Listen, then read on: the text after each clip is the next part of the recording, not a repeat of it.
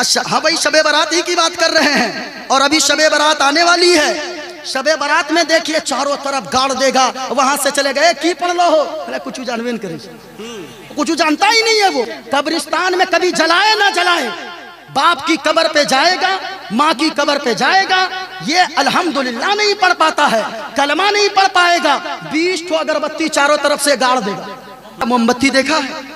अरे भाई ये मोमबत्ती है, इसको क्या बोलते हैं आप लोग? अगरबत्ती? अरे बोलो ना क्या बोलते हैं? मोमबत्ती। मोमबत्ती का दौर देखे हैं? हाँ भाई अभी भी तो बहुत जगह, क्यों नहीं देखेंगे? कब्रिस्तान में कभी जलाए ना जलाए, बाप की कब्र पे जाएगा, माँ की कब्र पे जाएगा, ये अल्हम्दुलिल्लाह नहीं पढ़ पाता है, कलमा नहीं पढ़ पाएगा, 20 ठो अगरबत्ती चारों तरफ से गाड़ देगा। मोमबत्ती चारों तरफ से गाड़ देगा भाई, एक मोमबत्ती और कहा चारों तरफ मोमबत्ती जलाना, ये फजूल खर्ची है। कभी उलमा नहीं कहेंगे कि कुछ लोग तो जाके बाप के माथे पे गाड़ देता है, हाँ सर पे गाड़ देता है। अब बताओ, एक बाप तो ऐसे पता नहीं किस हाल में है, ऊपर से जाके और मोमबत्ती डाल दिया है?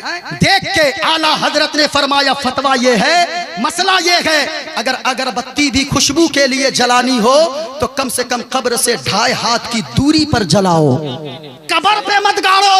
और एक मुट्ठा जलाने की जरूरत नहीं है, बल्कि 1-2 अगरबत्ती खुशबू के लिए जला दो। मोमबत्ती चारों तरफ घुमा घुमा के, ऐसा लगता है ना, दूर ही से कब्रिस्तान को देखिएगा, कुछ नहीं नजर आएगा, लगेगा कि बाप रे सबकी कब्र पे एकदम नूर बरस रहा है। अच्छा हाँ भाई, शबे बारात ही की बात कर रहे हैं और अभी शबे बारात आने वाली है। शबे बारात में देखिए चारों तरफ गाड़ देगा, वहां से चले गए की पढ़ लो हो, अरे कुछ जानवे करे, कुछ जानता ही नहीं है वो, पढ़ेगा क्या? आ जाएगा इमाम साहब फातिहा पढ़ दीजिए, इमाम साहब फातिहा पढ़ दीजिए, इमाम साहब फातिहा पढ़ दीजिए। जमीन लेगा तुम, मकान बाप का तुम लेगा, गाड़ी बाप की तुम लेगा।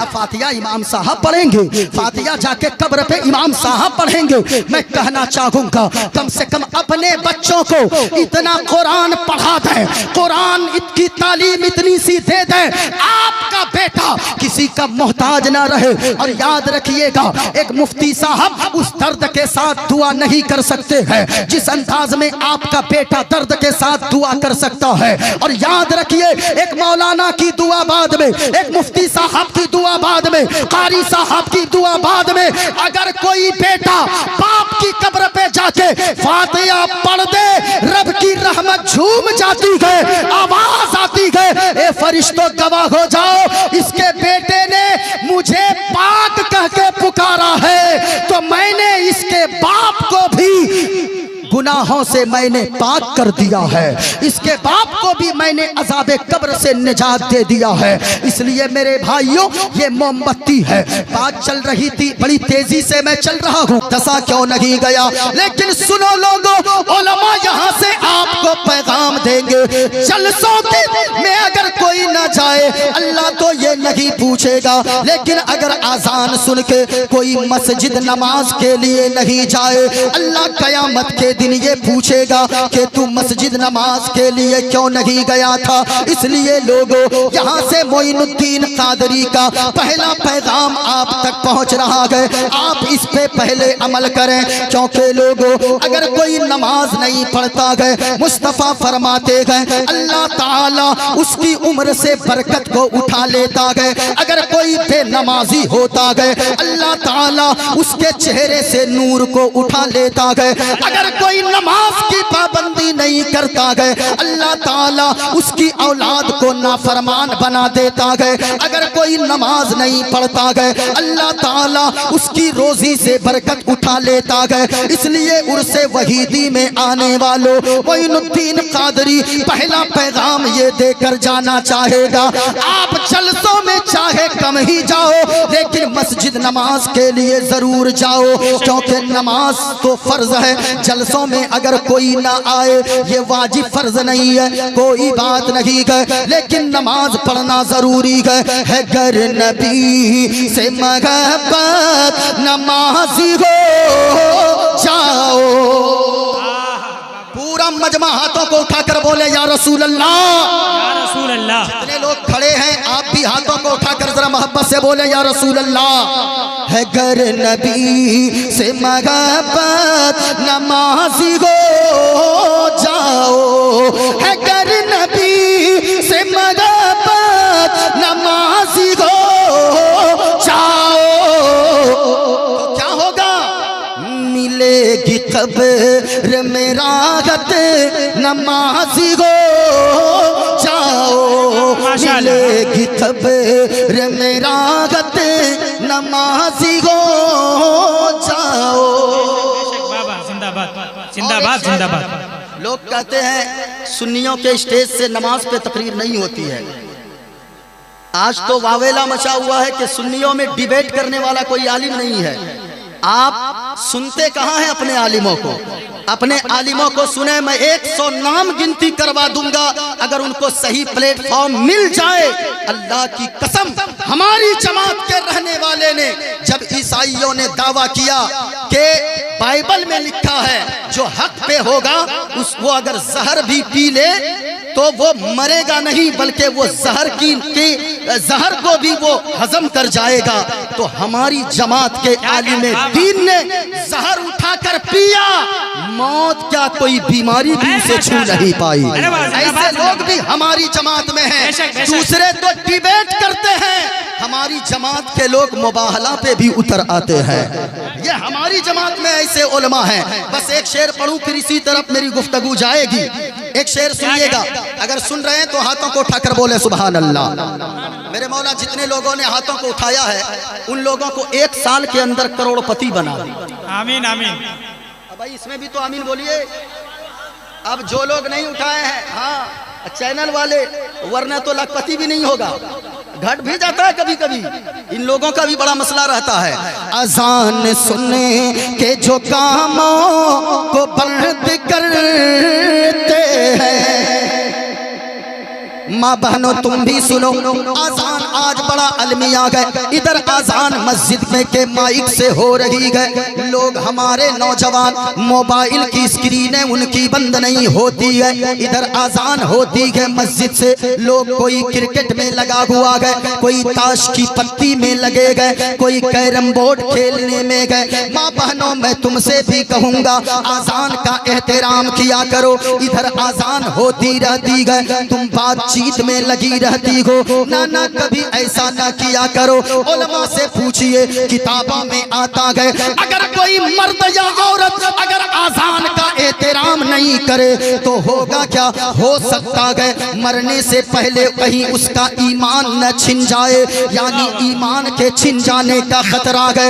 यानी जो आजान का एहतराम नहीं करता वो मरेगा तो हो सकता है बेईमान होकर मरेगा। इसलिए आज के जलसे से दूसरा पैगाम ये लेकर जाओ, कल सुबह सवेरे यहाँ से जाना, जब आजान की आवाज सुनना। अगर कोई खेल कूद में नौजवान लगा हो तो खेल कूद को बंद कर देना। अगर कोई मोबाइल में लगे हो, मोबाइल को थोड़ी देर के लिए बंद कर देना। घर में टीवी चल रही हो, स्क्रीनों को बंद कर देना।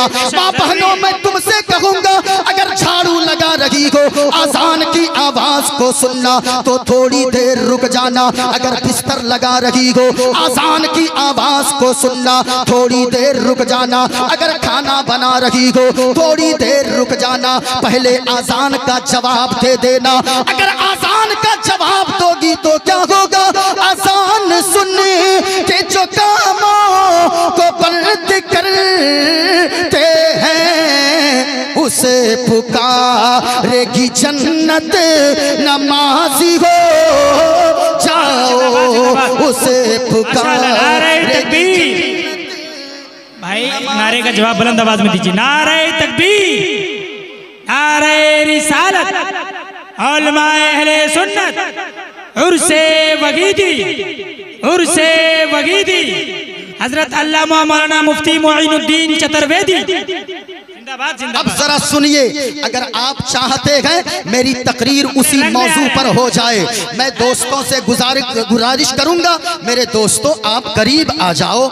यकीनन ये हुजूर की महफिल है, अगर आप अपने उलमा के करीब होंगे, मुस्तफ़ा फरमाते हैं जो आलिमे दीन के करीब दुनिया में बैठेगा वो मैदान महशर में हुजूर के करीब में बैठेगा। इसलिए जरा करीब आकर बैठते जाइए। अल्हम्दुलिल्लाह आ रहे हैं लोग, आकर बैठ जाइए, या साइड वाले भी इधर उधर खड़े ना रहें, बैठ जाएं। नारे तकबीर, माशाअल्लाह, नारे तकबीर, नारे रिसालत, नारे रिसालत।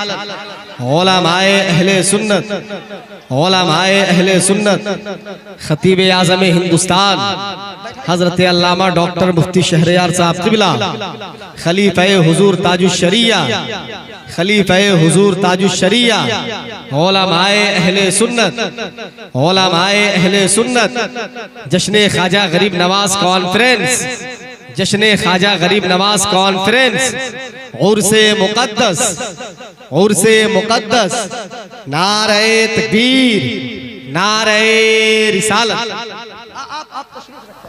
माशाअल्लाह तशरीफ रखें, आप लोग तशरीफ रखें, जरा मोहब्बत के साथ सुने, पूरा मजमा मोहब्बत के साथ बोले सुभान अल्लाह। आप देख रहे हैं खलीफे हुजूर ताजुश्शरिया हजरत अल्लामा व मौलाना, नहीं ठीक है, ठीक है, हाँ ठीक है, खड़े होकर, ठीक है, अभी जवान भी हैं, अब खत्म भी करने वाले हैं।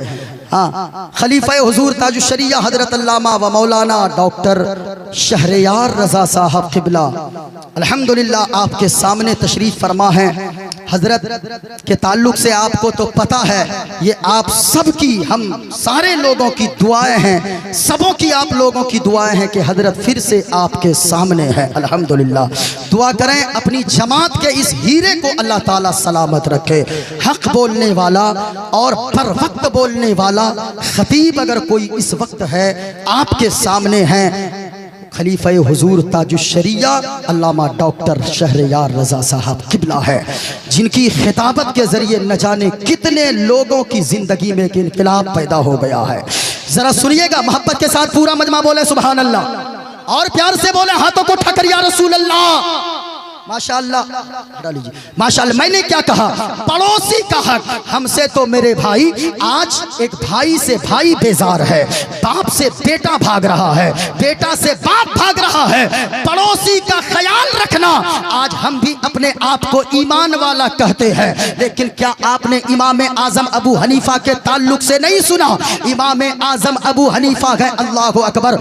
इमाम आजम के अबू हनीफा के घर के बगल में जिसका घर है वो एक शराबी का घर है, और वो इतना बड़ा शराबी है कि इमाम आजम अबू हनीफा दारुल कज़ा से तशरीफ लाते, इमाम आजम अबू हनीफा रात को नमाज के लिए खड़े होते, जैसे ही नमाज पढ़ने घर में खड़े होते बगल के घर से वो शराबी गालियां देने लगता, पूरी रात गालियां बकता, जब गालियां दे दे के थक जाता तब वो सो जाता।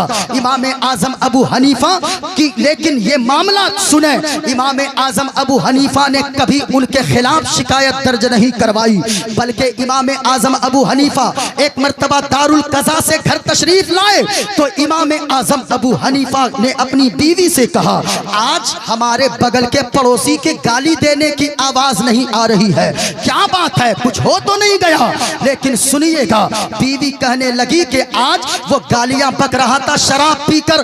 कुछ लोगों ने जाकर थाने में शिकायत की और शिकायत के बाद पुलिस आई, उसको पकड़ के लेकर गई है, जेल के अंदर डाल दी है पुलिस। अल्लाह अकबर। सुनिएगा, इमाम आजम अबू हनीफा की आदत ये रही, इमाम आजम अबू हनीफा बेचैन हो गए और फरमाते थे इमाम आजम अबू हनीफा, ए मेरी बीवी, अरे अपने बच्चों के लिए बाद में खाना बनवाओ, पहले मेरे पड़ोसी के घर में उनके बच्चों के लिए खाना भेज दो।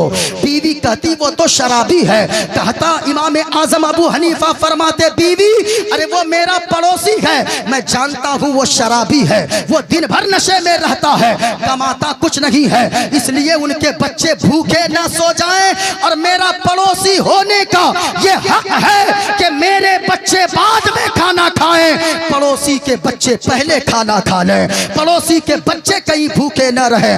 जब ये पता चला इमाम आजम अबू हनीफा बेचैन हो गए, रात भर सोए नहीं। हमारी तरह कोई हो, नादिर भाई से हम कहें कि हजरत अच्छा हुआ बड़ा बड़ी गालियां बकता था, 2-4 डंडे पुलिस की खाएगा, 2-4 महीना जेल में रहेगा, दिमाग ठिकाने पे यानी आ जाएगा।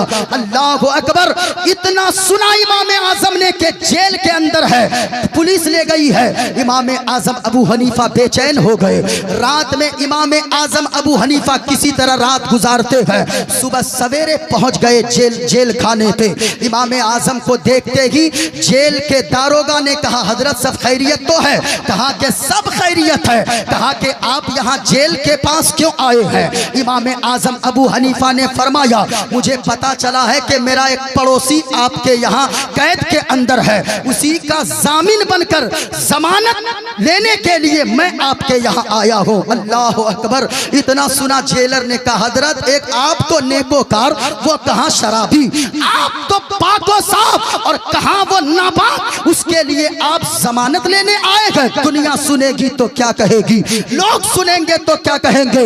इमाम आजम अबू हनीफा ने फरमाया, ए दारोगा, अरे वो शराबी बाद में गए, वो जुआरी बाद में गए, मेरा पड़ोसी पहले है, मेरा पड़ोसी पहले है। मैं शराबी की जमानत के लिए नहीं आया, मैं जुआरी की जमानत के लिए नहीं आया, बल्कि मैं आया हूँ तो अपने एक पड़ोसी की जमानत के लिए आया हूँ। अल्लाह अकबर, ये है पड़ोसी का हक, याद रखिएगा। आज भी जरूरी है, सैकड़ों जलसे सुन रहे हैं, भाई भाई में इख्तिलाफ है, बाप बेटे में इख्तिलाफ है, बहन बहन में इख्तिलाफ है, क्या चीज लेकर दुनिया से जाएंगे? इस्लाम तो इतना सुंदर मजहब है कि हुजूर ने फरमाया, व अहसिन इला जारिका तकुन मोमिनन, हुजूर ने फरमाया कि तुम अपने पड़ोसी के साथ अच्छा सुलूक करो, अल्लाह ताला तुम्हें कामिल ईमान वाला बना देगा। अल्लाह तबारक व ताला ने हमारे घरों में बरकत अगर रखी है तो दूसरे का सम्मान कीजिए, पड़ोसी का ख्याल कीजिए। आप मदरसा वहीदिया में आप आते हैं, आप इनको देखिए कभी आकर के मदरसा वहीदिया यहाँ पे जो चल रहा, अभी 80-85 तलबा इस मदरसे में पढ़ते हैं, आप लाकर यहाँ दीजिए। मांगने की क्या जरूरत है कि आपके पास पहुँचे तभी आप देंगे, नहीं, बल्कि जब जी चाहे, जब भी कभी बेसुकून महसूस करें अपने आप को, अगर सुकून न मिले दिल को, तभी किसी मदरसे में चले जाइए, किसी गरीब के घर चले जाइए, कुछ पैसे दे दीजिए और जाकर आप यानी ये सारी चीजें अगर आप करेंगे, अल्लाह ताला आपके दिलों में सुकून की दौलत अता फरमा देगा। बस एक चीज मैंने जो खुलासा करना था, जो मंत्र मैंने पढ़ा, सुनिएगा। अपने तो अपने, दूसरे भी मदीने वाले मुस्तफ़ा की तारीफ में अपनी जबानों को बिछाते नजर आते हैं, जबानों को खोलते, दिल को बिछाते नजर आते हैं। मैंने क्या पढ़ा था? गुमारूहा देओ दत्तम जगतपति असिना साधु अष्ट आश्चर्य गुणवती। एक हिंदू कहता है कि लोगों, हुजूर ऐसे हैं कि उनके अंदर तो लाखों करोड़ों बेइंतहा खूबियां हैं, लेकिन मुझे 8 खूबियां ऐसी लगी कि मैं उनका दीवाना हो गया। सुभान अल्लाह, जरा मोहब्बत से बोले ना सुभान अल्लाह। का पहली खूबी ये है, गिरी नील गंधा, वो महबूब इतनी शान के मालिक है, गिरी नील गंधा, वो जिस रास्ते से गुजरते हैं वो रास्ता खुशबूदार हो जाता है। गिरी नील गंधा, आप पढ़िए किताबों में, सहाबाए किराम अगर हुजूर कहीं तशरीफ ले जाते, सहाबाए किराम खुद फरमाते गए कि हम लोगों को हुजूर को तलाश करने की जरूरत नहीं पड़ती, जहां से आका का गुजर होता, रास्ते में चलते जाते रास्ते की खुशबू बता देती थी कि यहाँ से किसी दुनियादार का नहीं बल्कि मदीने के ताजदार का गुजर हुआ है। गिरी नील गंधा। और आगे कहता है, अति ज्योति में प्रकाशम, वो महबूब, उनके चेहरे से इतना नूर निकलता होगा, इतना नूर निकलता गया, इतना नूर फूटता था कि उनके चेहरे के नूर से सिर्फ कमरा ही नहीं बल्कि चारों तरफ जगमग जगमग रोशन रोशन हो जाता है। ये गैर मुस्लिम कह रहा है, जरा सुनिएगा। हजरत हलीमा सादिया का बयान है। हजरत हलीमा सादिया खुद फरमाती गए कि मैं हुजूर को लेकर जब अपने घर पे आई तो मैं क्या देखती हूँ, हुजूर के चेहरे से इतना नूर चमक रहा था, इतना नूर निकल रहा था, हुजूर का चेहरा मुबारक इतना चमक रहा था कि मैंने अपने घर के चिराग को बंद कर दिया और इतनी रोशनी सरकार सल्लल्लाहु अलैहि वसल्लम के चेहरे से फूट रही थी कि सुबह सवेरे मोहल्ले की औरतें आ गई और आकर कहने लगी, ए हलीमा ये बताओ तुमने कौन सा खास किस्म का चिराग जलाया कि रात में तुम्हारे घर से इतनी रोशनी निकल रही थी कि तेरे घर की निकली हुई रोशनी से चारों तरफ जगमग जगमग कर रहा था, तुमने कौन सी रोशनी जलाई थी? हजरत हलीमा सादिया फरमाती गए, ए औरतों सुनो सुनो, मैंने कोई खास चिराग का उजाला नहीं किया, बल्कि जो चिराग घर में गए उसे भी मैंने बुझा दिया। मैंने हुजूर के चेहरे से इतना नूर निकलता देखा कि उनके चेहरे से जो नूर निकल रहा था सिर्फ घर ही में नहीं, घर के चारों तरफ को जगमग जगमग रोशन रोशन कर रहा है।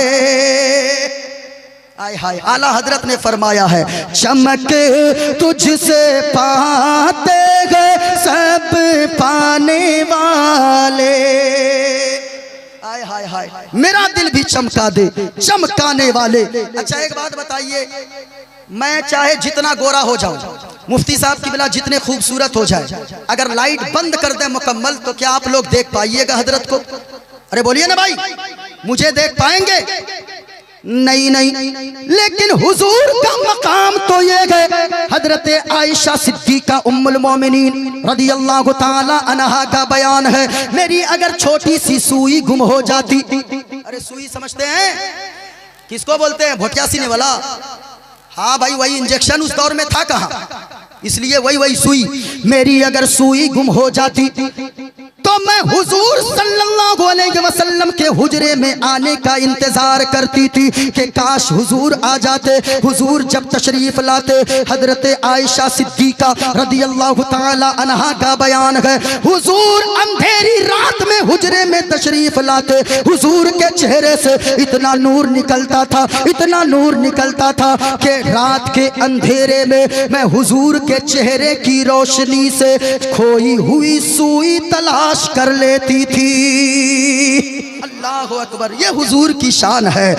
आला हजरत ने फरमाया, सबसे आला हमारा नबी। पूरा मजमा बोलिए, हमारा नबी। क्या बोलना है? ऊंचा बोले, क्या बोलना है? सबसे आला हमारा, माशाअल्लाह, सबसे बाला वाला हमारा नबी और सब चमक वाले उजलों में चमका किए, अंधे शीशों में चमका हमारा। माशाअल्लाह, अल्लाह ताला हम सब की हाज़िरी को कबूल फरमाए।